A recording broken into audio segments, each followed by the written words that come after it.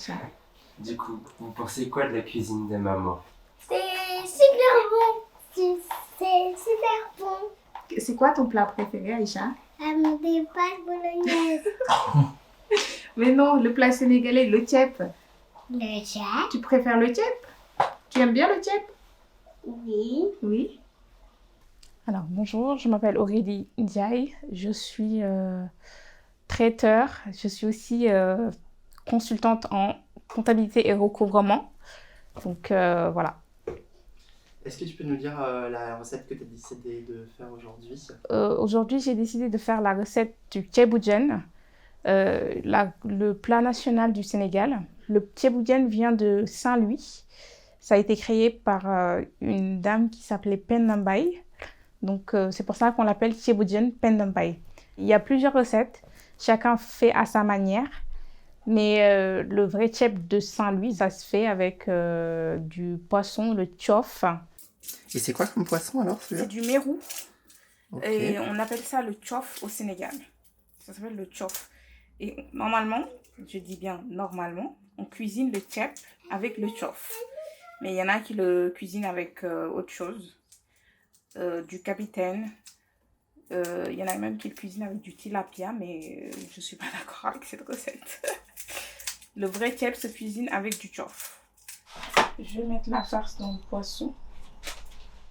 C'est pour donner du goût en fait au poisson. C'est à base de persil, ail, piment et sel.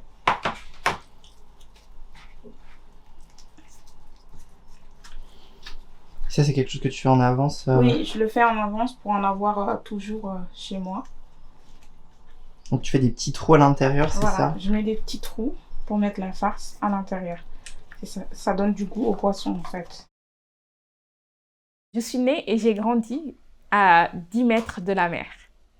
Mes oncles sont pêcheurs. C'est le petit bateau là, le petit bateau de pêcheurs. Ils pêchent avec ces petits bateaux au Sénégal. Et donc j'allais dans le bateau avec mes oncles pour prendre les petits poissons, pour pouvoir les cuisiner, pour pouvoir les faire griller au barbecue. C'est un énorme escargot qu'on fait sécher au Sénégal et ça donne du goût au thieb. Ça se présente comme ça. Donc je commence toujours avec, en premier, je mets toujours du sel. Puis l'escargot de mer.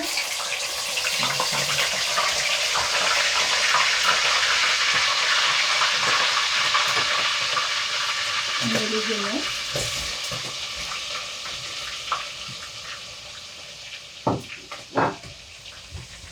Là, je vais mettre un peu de farce. On appelle ça au Sénégal le nokos. Nokos. J'en mets un peu. C'est à base de poivron, ail, oignon blanc, moi je dirais, ou c'est bête. C'est à base de ça avec du sel. Et du coup, tu as appris à cuisiner il y a longtemps? J'ai appris à cuisiner quand j'avais 12 ans. Ah ouais. C'est ma tante qui m'a appris à cuisiner. J'étais au Sénégal à cette époque.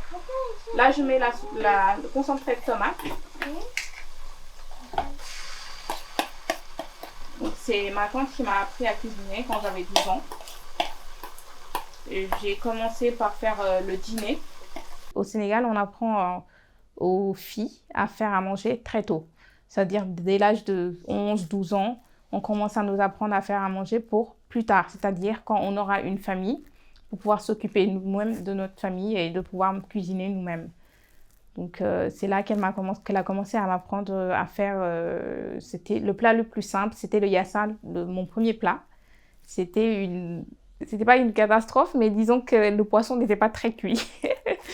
Donc ils se sont un peu moqués de moi, mais je me suis dit bon, je vais pas me laisser abattre, je vais continuer. Et puis elle m'a appris, elle m'a dit comment faire. Il faut être patiente.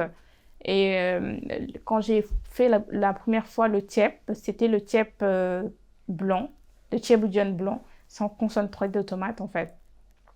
Donc c'était mon premier thieb et c'était très bien réussi. chaque génération apprend à l'autre génération à faire à manger, enfin à faire du chep, comme les autres plats, du yassa, du mafé. Chaque génération apprend à l'autre génération à faire. Là, moi, je commence déjà à apprendre à mes filles comment faire le chep, mais elles sont encore très jeunes. Donc, j'apprends un petit peu, mais voilà, je leur montre un petit peu, mais pas plus, quoi. On a fait ensemble les crevettes avec les brocolis, avec aussi des trucs. Oui, on l'a fait ensemble. Et quand ça, elle était à l'école. Oui, mais le chep, tu sais pas faire le chep, toi, Fatima. Mais oui, je sais pas faire le chef. De l'eau. Parce que tu vas faire le bouillon, en fait, pour cuire les légumes et le poisson. Il y a un ordre pour mettre les légumes ou... Oui. On D'accord. met le chou en premier parce qu'il cuit plus lentement. Donc, le chou en premier. Je laisse 10 à 15 minutes. Après, je mets les carottes. Le gombo, je le mets en même temps que les carottes. Et l'aubergine, je le mets en même temps que le poisson. Et là, on va laisser mijoter. On remet de la farce. Maman, j'en peux bien goûter. Mais c'est pas encore prêt, chérie.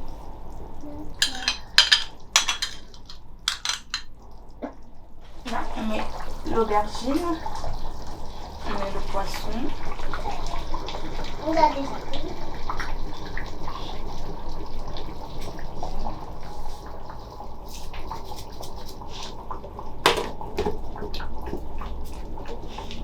Et là, on laisse mijoter 15 minutes.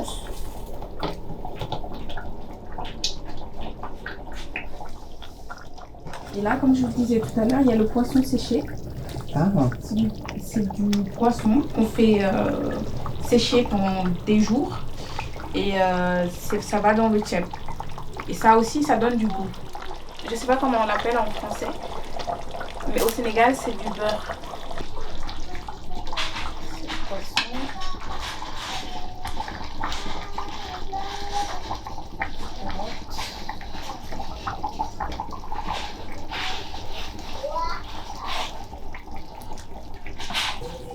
comme c'est long à faire, c'est un plat, généralement on en fait pour beaucoup de personnes. Oui, c'est ça.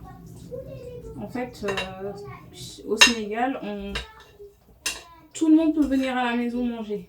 C'est Il n'y vrai. a pas besoin de prévenir. On ouvre la porte, on vient, on mange et puis on s'en va.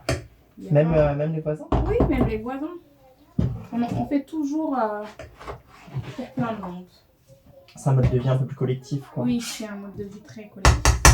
On s'entraide. C'est vraiment, il y a beaucoup d'entraide au Sénégal.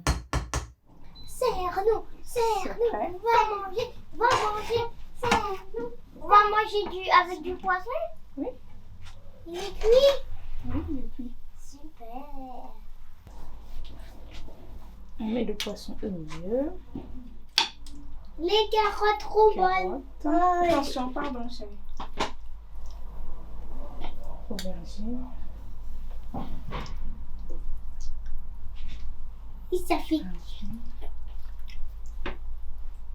Le compo. On met un peu de jus autour. et aussi sur le riz. Sur le riz et sur les légumes.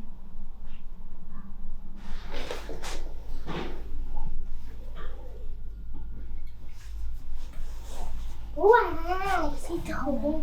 Waouh, c'est trop bon. Est-ce que c'est bon? Ouais. Oui. Oui.